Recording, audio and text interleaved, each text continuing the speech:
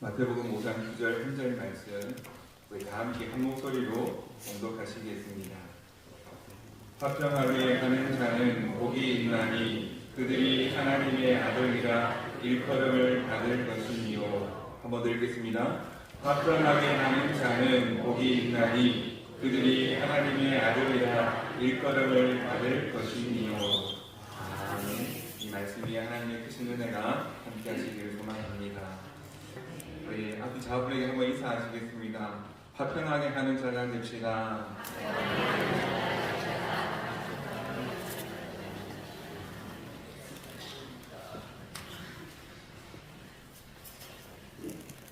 화평하게 하는 자, 지난주에 한 거 아니다 그렇게 말씀하실 분도 계실 것 같습니다.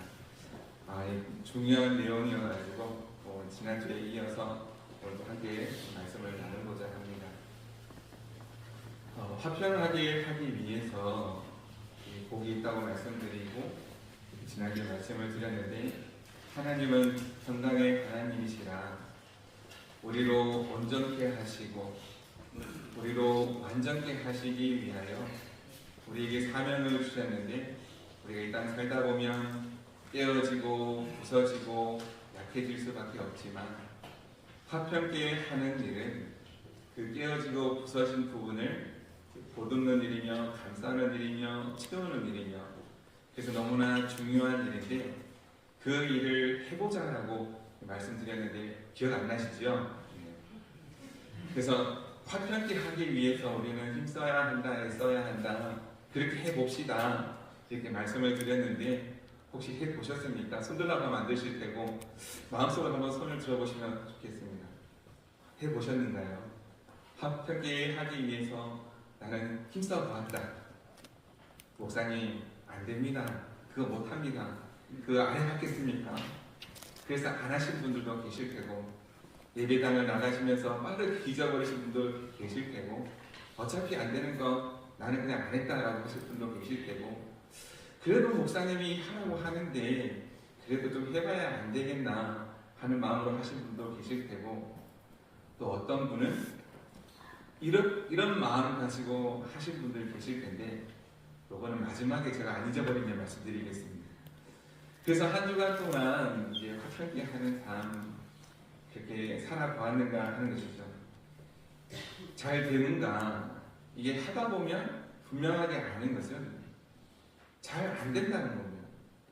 잘 안 되는 것이 보통일 것 같습니다. 아니 그러면 목사님 안 되는 거 알고 하라고 했단 말입니까? 너무한 거 아닙니까? 꼭 그렇지도 않습니다. 제가 안 되는 걸 하라고 말씀드렸겠습니까? 이제 하나님의 뜻이 있다 이렇게 말씀드릴 수가 있겠습니다. 그래서 화평하는 것이 참 중요한데 어떻게 화평할 수 있는가? 지난주에 말씀드리기를 하나님과 먼저 화평하는 자가 그 일을 할 수 있다라고 말씀을 드렸습니다. 그래서 예수님께서 이렇게 말씀하시는 이유는 우리가 참된 복음 안에서 우리가 온전한 화평을 누릴 수가 있다는 것을 말씀해 주십니다. 이 모든 화평케 하는 사역은 우리가 하고 싶다고 해서 할 수 있는 것이 아니라 우리가 복음 안에 있을 때에, 우리가 예수 그리스도를 믿는 온전한 믿음 안에 있을 때에 할 수 있다는 것입니다. 하나님께서 나를 사랑하신다는 사실이 믿어져야 하고, 이 말씀이 나에게 주신 말씀이라고 믿어져야 하고, 예수님 안에서 내가 구원받은 하나님의 자녀라는 사실이 믿어질 때에 우리는 이 일을 할 수가 있는 일이 되는 것이죠. 그래서 우리가 하고 싶다 해서 할 수 있는 일이 아니고, 우리의 힘으로는, 우리의 능력으로는, 사람의 능력으로는 이 화평을 이룰 수가 없다는 것입니다. 그러나 믿음 안에 있는 사람은 이것이 귀한 줄 알고 좋은 것인 줄 알고, 그래서 성령께서 할 수 있도록 도와주시는 줄 알고 믿음으로 감당해 보고자 하는 것입니다. 갈라디아서 5장 22절 23절 말씀에 보면 이제 늘 여러 번 말씀드리지만 이 성령의 열매에 관한 말씀이지 않습니까? 오직 성령의 열매는 사랑과 희락과 화평과 오래 참음과 자비와 충성과 온유와 절제니 이 같은 것을 금지할 법이 없느니라 라고 말씀합니다. 그 성령의 9가지 열매 중에서 이 세 번째 열매가 화평의 열매입니다. 여기서 중요한 것은 성령의 열매라는 것입니다. 누가 이룰 수 있도록 해주신다는 말입니까? 성령께서 이루어 주신다는 말입니다. 그래서 우리가 할 수 있는 일이 아니고 우리가 믿음으로 감당하고자 하지만 성령님께서 나와 함께 하시면 성령의 능력으로 할 수 있다는 것입니다. 성령의 능력으로 열매를 맺을 수가 있다는 것이죠. 그래서 내 힘으로 하려고 하면 안 되는 것이고 성령의 능력에 힘입어 하려고 하면 되는 일이라는 것입니다. 이 성령이 어떻게 임하십니까? 성령이 어떻게 나와 함께 하십니까? 예수 그리스도께서 십자가에 죽으시고 부활하시고 우리의 모든 죄를 용서하여 주시고 그것이 우리에게 기쁜 소식 복음인데 그 사실을 믿는 자에게 성령이 임한다고 하는 것입니다. 그래서 성령의 열매가 우리 가운데 없다면 아직 우리가 예수 그리스도를 믿는 믿음으로 사는 것이 아니며 성령의 능력으로 살지 못한다고 하는 것입니다. 그래서 성령의 열매로 화평이 나타나는데 화평을 이루기 위해서 우리 안에 있어야 되는 마음, 바로 예수님의 마음, 우리를 사랑하시는 예수님의 마음, 우리를 구원하시고자 하시는 예수님의 그 사랑, 그 사랑이 없으면 우리가 할 수 없는 일이라는 것이죠. 성령의 열매가 맺혀지지 않는다는 것입니다. 예수님의 십자가 보혈의 깊은 사랑, 그 은혜로 우리가 화평을 이룬다는 것입니다.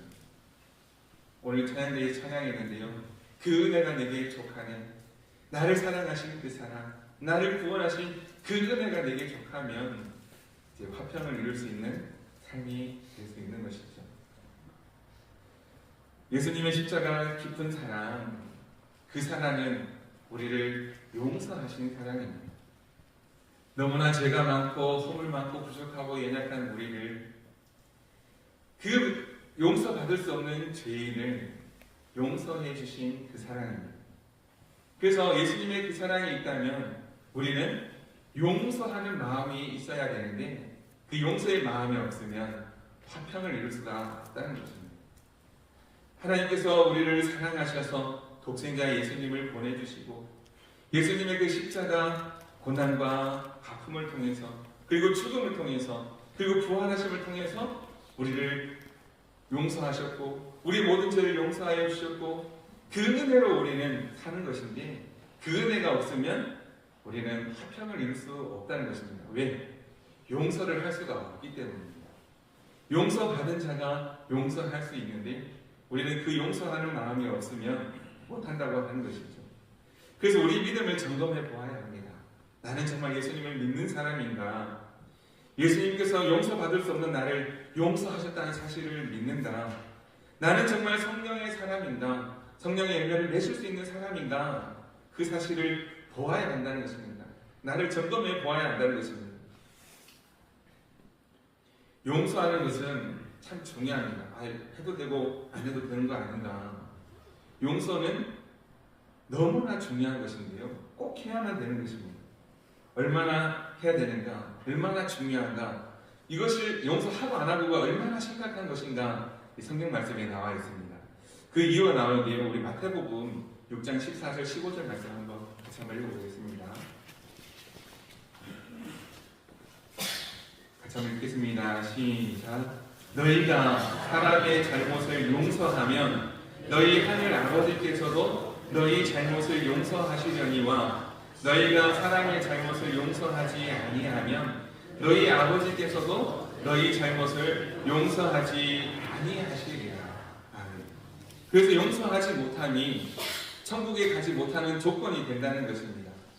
우리는 용서받았는데 용서하지 못한다고 하는 것은 내가 용서받았다는 사실을 모른다는 것일까? 아니면 내가 용서받았음에도 불구하고 하나님의 그 은혜를 받았음에도 불구하고 용서하지 못한다고 하는 것은 그만큼 불순종하는 죄를 저지르는 것인데 그것이 얼마나 심각한가 하면 하나님께서 너를 용서하지 아니하신다라고 말씀합니다. 천국에 못 간다고 하는 겁니다. 그래서 성령의 사람은 불편하지만 힘이 들지만 용서하는 사람이라는 것입니다. 그 용서하는 마음이 있을 때에 비로소 용서의 열매가 성령의 열매가 맺혀진다는 겁니다. 목사님 처음에 말씀드린 것처럼 목사님 안 됩니다. 그거 못합니다. 그렇게 얘기하면 안 된다는 거예요. 우리가 하나님의 사랑을 안다면, 우리가 예수님의 그 십자가 보혈의 은혜를 안다면, 그래서 나 같은 죄인도 용서받았다는 사실을 안다면, 그 사실을 알고 우리도 눈물로 씨앗을 뿌리며 화해하기 위해서 나아가야 된다는 것입니다. 그게 쉽지 않다는 것이죠. 쉽지 않다는 것은 알지만 우리가 하나님의 그 사랑을 알기에, 예수 그리스도의 십자가 보혈의 은혜를 내가 알기에, 화해하기 위해서, 화평을 이루기 위해서 힘들고 어렵지만 나가는 것, 그것이 용서하는 것이고 용서의 마음이라는 것입니다. 용서하지 않으면 화평이 이루어지지 않는다. 용서의 마음이 없으면 죄로 가득 찰 것입니다.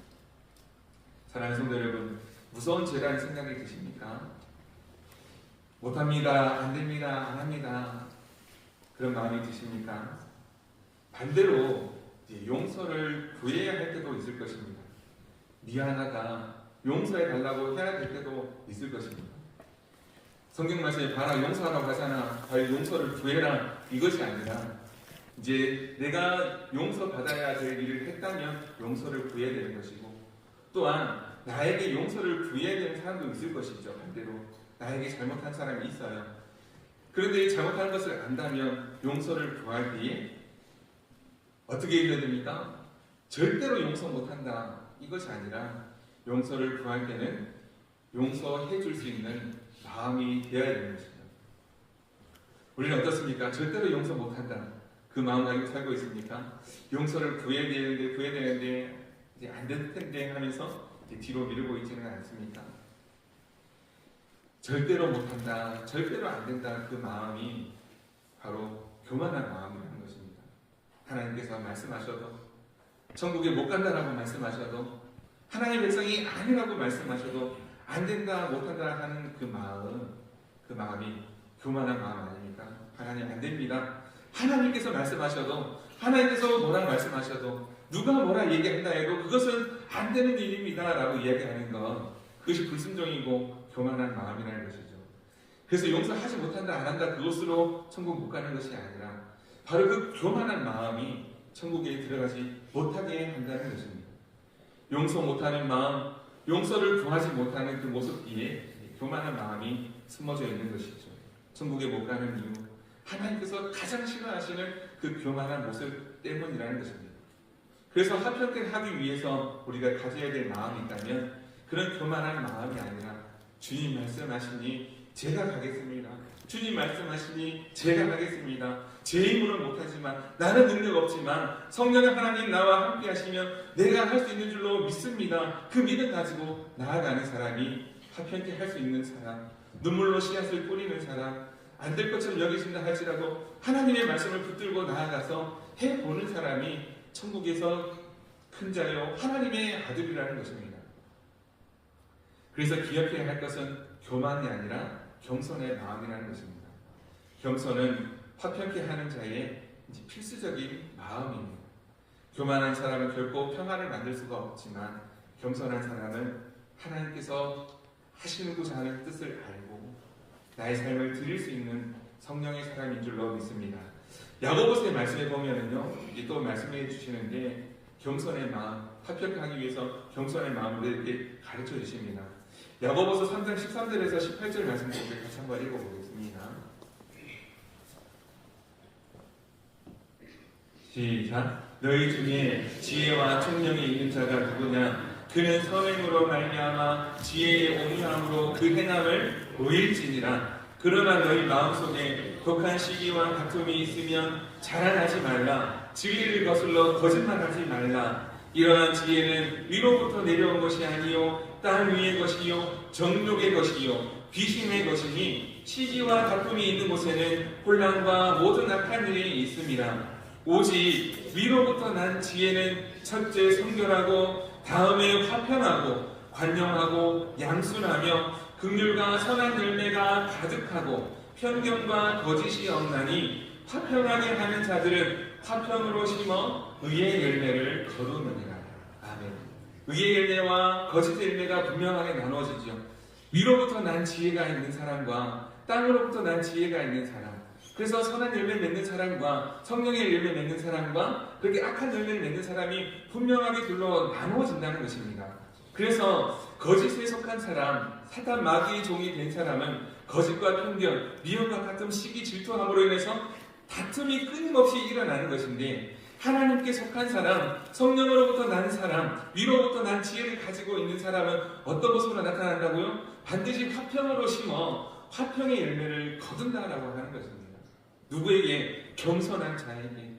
나를 사랑하신 하나님의 그 사랑을 아는 자, 예수로부터 십자가 보혈의 은혜로 구원받은 자, 그래서 그 사랑으로 인해서 내가 구원받았다는 사실을 아는 겸손한 사람에게 이제 나타나는 열매가 바로 이 성령의 열매, 화평의 열매라는 것입니다. 위로부터 난 자가 아니면, 하나님께 속한 자가 아니면 절대로 거둘 수 없는, 교만한 자는 거둘 수 없는 열매가 화평의 열매라는 것입니다. 이게 얼마나 중요한가 하는 것이죠. 그 겸손한 사람의 모습은 어떻겠습니까? 내가 틀렸을 가능성을 인정할 수 있습니다. 겸손한 사람은 다른 사람의 관점을 존중하며 진지하게 들어봐 줄 수 있습니다. 겸손한 사람은 내 권리만 주장하기보다 때로는 양보도 할 수 있습니다. 겸손한 사람은 먼저 화해의 손을 내밀 수 있습니다. 왜냐하면 주님께서 그렇게 가르쳐 주셨기 때문입니다. 주님께서 먼저 손 내밀어 주셨고, 주님께서 자신을 죽기까지 우리에게 내어주셨으며 우리 모든 죄를 용서하여 주셨기에 우리도 주님 닮은 모습으로 그렇게 손 내밀며 용서하며 용서를 구하며 화평을 이루는 그런 겸손의 사람으로 사는 것이죠. 우리 주님 이렇게 말씀하신 이유가 있습니다. 예수님의 제자들에게 이렇게 모아놓고 이렇게 말씀하시는데요. 이 성경 말씀을 읽어보면 예수님께서 사탄에게 세 가지 시험을 당하십니다. 광야로 나가서 세 가지 시험을 이기시고 그 뒤에 이제 베드로와 안드레와 야고보와 요한 제자들을 부르시고 그 제자들에게 먼저 많은 사람들이 모인 상황에서 질병을 고치시고 귀신을 쫓아내시고 가난한 자를 구제도 하시고 기적을 보여주시고 놀라운 일을 행하신 이후에 진짜 복이 무엇인가 하면서 가르쳐 주신 복이 바로 이 팔복 8가지 복이라는 것입니다. 예수님께서 바로 이 일을 할 것인데 하나님께서 원하시는 일, 예수님께서 정말 원하시는 중요하게 여기는 일이 바로 이것이야 하면서 가르쳐 주시는 것이 8가지입니다. 그런데 예수님의 제자들은 지금 이것을 할 수 있는 상황이 아니라는 것입니다. 예수님의 제자들의 관심은 여기에 있지 않습니다. 어디에 있는가? 예수님께서 제자들을 바닷가에서 물고기 잡는 어부들을 그들을 너희를 사람 잡는 어부가 되게 하시겠다고 하시면서 그들을 부르십니다. 예수님의 제자들은 예수님의 그 음성을 듣고 바로 따라 나서지요. 사람을 낚는 어부가 되게 하겠다 그 음성을 들었을 때는 예수님께서 하신 말씀과 제자들이 받아들인 것은 다른 의미였습니다. 예수님께서 제자들에게 하신 말씀은 영혼을 구원하고 생명을 살리는 일을 너희에게 맡기겠다는 뜻인데 예수님의 제자들이 받아들인 그 음성은 부자가 되게 하겠다는 음성으로 들었던 것입니다. 사람을 낚는 어부가 되게 하는 것, 사람을 모이게 하고 사람들로부터 인기를 얻게 되고 그로부터 말미암아 높은 자리를 차지하고 예수님께서 이 땅의 왕이 되실 때에 나는 왼편에 나는 오른편에 그래서 높은 자리에 앉아서 부자가 되겠다는 그 마음 가지고 따라 나섰다는 것이죠. 그것이 아래로부터 난 지혜입니다. 그래서 다른 사람, 가난한 사람, 연약한 사람 그런 사람들 아무 상관이 없습니다. 오직 내가 원하는 것은 부자가 되는 일. 부자가 되기 위해서 혹시 예수 믿는 분 계십니까? 이게 잘못된 생각입니다. 내가 부자 되기 위해서 성공하기 위해서 이 자리에 예배 드리시는 분 계십니까? 그것은 하나님의 뜻을 모르는 것입니다. 하나님의 관심이 어디에 있습니까? 심령이 가난한 자에게 있습니다. 하나님의 관심이 어디에 있습니까? 애통하는 자, 긍휼히 여기는 자, 하나님의 나라를 보여주기 위해서 오늘도 눈물을 흘리며 기도하는 그 사람에게 하나님의 관심이 있는데 제자들의 관심은 거기에 없다는 것이죠. 오직 내가 잘 되는 것, 내가 부자 되는 것, 내가 성공하는 것, 내가 사람들의 인기를 얻는 것, 그래서 높은 자리를 차지하고 사람들에게 나는 이런 사람이야 보여주고 싶은 사람들의 모습이 바로 제자들의 모습이었다는 것입니다. 그런데 예수님 그렇게 말씀하시지 않으십니다. 예수님께서는 그렇게 말씀하지 않으시고 오히려 이 땅에서 작은 자가 천국에서 큰 자요, 이 땅에서 하나님의 나라를 보여줄 수 있는 심령이 가난한 사람이 정말 하나님의 아들이 될 수 있다라고 말씀하십니다. 그 일을 언제 할 수 있는가? 지금은 할 수 없지만 나중에 예수님의 십자가 죽으심과 부활 이후에는 제자들이 정말 사람을 낳는 어부가 되는 그런 모습을 볼 수 있습니다. 화평을 이루는 일, 예수님의 사랑이 없으면 할 수 없는 일입니다. 그런데요, 그 화평을 이룬다고 해서 우리가 무조건 이해하고 무조건 희생하고 무조건 용서하고 무조건 용서를 구해야 되는가? 꼭 그렇지 않다는데 이제 그것을 잘 구별할 필요가 있습니다. 저도 이게 잘 못하는데요. 아닌 것은 아닌 것이라고 분명하게 얘기할 수 있어야 되는데 저는 그게 잘 어려워요. 분명히 틀린 것은 틀린 것이라고 죄는 죄라고 이야기할 수 있어야 되는데 이제 그것을 잘 못하기 어렵다는 거예요. 화평을 이룬다고 해서 좋은 게 좋은 거는 아니라는 것이죠. 무조건 이해하고 무조건 희생하고 무조건 용서하고 그런 모습이 아니라는 것을 또한 잘 알아야 됩니다. 불의한 일, 죄가 되는 일까지도 타협하면서 해야 되는 일은 아니라는 것입니다. 화평하게 한다는 것은 그래서 무조건 좋아해야 돼. 무조건 화평해야 돼. 그래서 죄와 허물까지도 무조건 덮어주라는 말은 아닙니다. 죄를 지으면서 성경 말씀에 사랑하라고 하는 것은 아니다라는 거죠. 제 이해가 되십니까? 이 로마서 5장 20절 말씀에 보면 그것이 좀 이해가 되는데요. 5장 20절 말씀 같이 한번 읽어보겠습니다. 20절, 21절이고 로마서 6장 1절까지 읽어보겠습니다. 시작. 율법이 들어온 것은 범죄를 더하게 하려 함이라. 그러나 죄가 더한 곳에 더욱 은혜가 넘쳤나니 이는 죄가 사망 안에서 왕노릇한 것 같이 은혜도 또한 의로 말미암아 왕노릇하여 우리 주 예수 그리스도로 말미암아 영생에 이르게 하려 함이라. 여기까지 한번 보겠습니다. 여기 보면요, 그거 봐라, 죄가 더한 곳에 은혜가 넘쳤다고 말씀하지 않느냐. 그래서 죄가 있는 곳에 더욱 은혜가 넘치는데 그러면 죄를 지어도 되는 것 아니냐, 이렇게 얘기하는 사람이 있다는 것입니다. 이 죄를 짓는 것은 하나님 은혜가 넘치는데 죄를 짓는 게 무슨 은혜가 넘친다는데 죄를 지어도 되는 것 아니냐. 꼭 죄를 짓는 사람들이 이렇게 얘기를 합니다. 죄를 짓는 곳에 은혜가 더욱 넘치니 그러면 죄가 있는 곳에 더욱 은혜가 넘칠 것인데 우리가 죄가 있는 것이 뭐가 문제냐, 죄가 좀 있어도 되지 않느냐, 죄를 좀 지어도 되지 않느냐, 그렇게 생각하기 쉽다는 것입니다. 그래서 사도 바울이 말하기를 로마서 6장 1절에 이렇게 말씀합니다. 같이 한번 읽어보겠습니다. 그런지 우리가 무슨 말을 하리요? 은혜를 더하게 하려고 죄를 더하겠느냐? 은혜를 더하게 하려고 죄를 지을 수 없다는 것입니다. 죄와 은혜는 같이 갈 수 없는 일이에요. 하나님의 은혜가 있는 곳에는 반드시 죄의 용서가 있고 죄사함이 있습니다. 죄를 짓는 곳에 은혜가 넘치는 것이 아니라 은혜가 있는 곳에 죄의 용서받음이 있는 것이죠. 이것을 잘 구별하셔야 됩니다. 하나님의 말씀을 이용해서 자기 죄를 짓는 일을 합당하게 여기서는 안 된다는 것입니다. 하나님의 은혜가 있으면 죄를 멀리하고 죄를 지면 안 된다고 이야기를 하는 것이지, 하나님의 그 은혜를 받기 위해서 봐라, 죄가 있으니 죄가 있는 곳에 은혜가 더 넘치는데 우리 죄 있는 것이 무엇이 문제냐, 이렇게 말할 수 없다는 것입니다. 사랑한다고 해서 죄를 짓는 것 당연하게 여길 수 없으며 사랑한다고 해서 죄까지도 무조건 이해하고 품어줘야 된다고 하는 것이 아닙니다. 무조건 죄를 품어라는 그 말씀이 아니라 화평하기 위해서는 우리가 죄를 버리게 하는 그 모습이 필요하다는 것입니다. 죄는 안 된다, 죄를 지어서는 안 된다, 우리 용서받은 자가 성령의 사람이 죄를 짓는다는 것이 말이 되느냐, 죄를 짓지 말자고 이야기해야 된다는 것이죠. 화평한다고 하는 것은 죄는 짓지 않고 하나님의 은혜가 더 넘치기 위해서 힘쓰고 애쓰는 모습이 예수님께서 가르쳐주신 화평의 모습이라는 것입니다. 정의를 무시하는 화해를 추구하지 말라는 것입니다.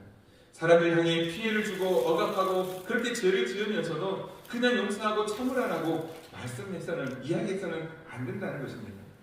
성경에서 하지 말라고 분명하게 말씀하는 부분이 있습니다. 10계명 중에 8가지가 하지 말라입니다. 반드시 지켜야 되는 것 중에 8가지만 보면은요, 하지 말라는 것입니다. 왜요? 그것을 넘어가면 죄가 되고 심판이 있기 때문에 하지 말라고 하는 것입니다. 하나님의 이름을 망령되이 읽지 말고, 망령되이 일컫지 말고, 오늘 오후의 말씀인데요, 막는 일 끊지 말고 이 죄가 되는 일을 하지 말라 8가지를 말씀하고 있습니다. 왜 그렇게 율법과 규율과 이렇게 가이드라인을 정해서 하지 말라고 하는가? 그것을 넘어가면 하나님의 자녀가 안 되기 때문에 그렇습니다. 이것을 넘어가면 하나님의 백성이 아니다. 죄인으로서 천국에 갈 수 없기 때문에 못하도록 막아둔 것입니다. 그런데 성경에 보면 하라고 하는 것은 2가지입니다. 무엇입니까? 서로 사랑하고 부모를 공경하고 이것은 어떤 규율과 통제와 이런 것이 없습니다. 자율적으로 선에 대해서는 자원하는 마음으로 기쁜 마음으로 너희가 얼마든지 하라는 것입니다. 그래서 이것을 딱 정해놓고 하라고 하면 이제 그것이 이제 법이 되고 이제 그것이 규율이 되고 하면은 이제 그것이 이제 지키기 어려운 말씀이 되지만 선을 행하는 것 기쁜 마음으로 즐거운 마음으로 얼마든지 하라. 그래서 그것은 2가지인 것입니다. 그 특별한 규율을 정해놓지 않습니다. 하나님 사랑, 이웃 사랑 너희가 할 수 있는 대로 자유롭게 해봐라. 그러나 하지 말아야 될 일에 대해서는 반드시 정해놓을 수가 있습니다. 한번 반대로 한번 생각해 보겠습니다. 우리가 악을 범하는 일에 자유함을 주면 어떻겠습니까? 이 준다는 말이 이제 법을 다 없앤다는 것이죠.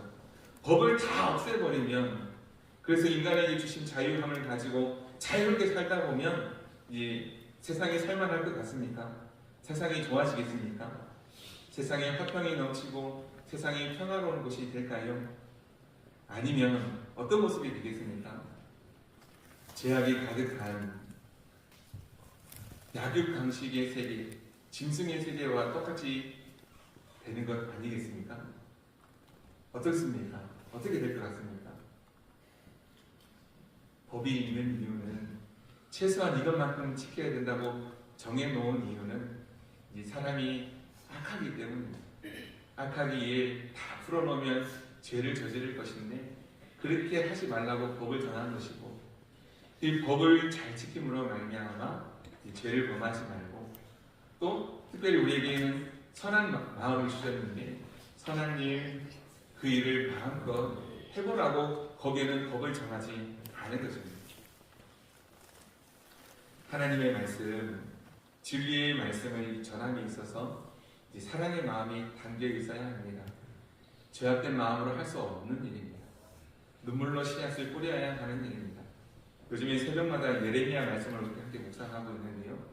예레미야는 하나님의 말씀을 받아서 이스라엘 백성들에게 그 말씀을 전하는 일을 하였습니다. 쉽지 않지요. 나라가 곧 망할 것이다. 회개하고 돌아오라. 너희가 이런 죄를 지었으니 곧 심판을 당할 것이다.